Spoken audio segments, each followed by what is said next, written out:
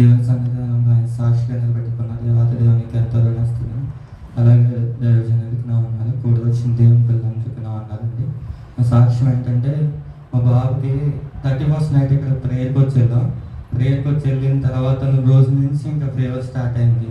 అసలు ఫీవర్ తగ్గట్లేదు. తీసుకెళ్ళి చూపించిన సిరప్స్ రాసిన పారాసిటమాల్ వేస్తూనే ఉన్నాం, కానీ ఎవ్రీ 6 అవర్స్కి అది వేసినప్పుడు 1 అవర్ బాగానే ఉంటుంది. మళ్ళీ తర్వాత ఫీవర్ చూస్తే 102, 103 అలా అయిపోతుంది. ఇంకా తనేమో కూర్చుని ఏడుస్తూ ఉండేది, ప్రభువా ఏంటి ప్రభువా ఇలా అయిపోయింది, కానీ నీ చేతుల్లో పెడుతున్నావు ఈ బిడ్డనైతే, నీవే స్వస్థపరిచి దేవుడు కదా, ఈ బిడ్డకి ఫీవర్ తొలగించి అని చెప్పి మేము ప్రార్థన చేస్తూ ఉండేవాళ్ళం.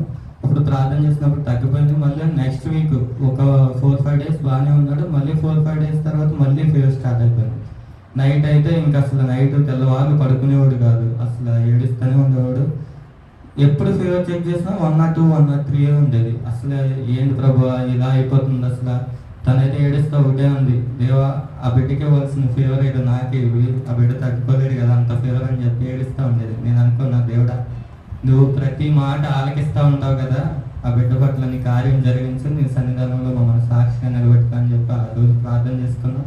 దేవుడు ఆ బిడ్డను ఆరోగ్యంగా ఈ దినముల సన్నిధానంలో దేవుడు నిలబెట్టుకున్న విధానం బట్టి ఈ చిన్న సాక్ష్యం దేవుడు దీవించిన కాక.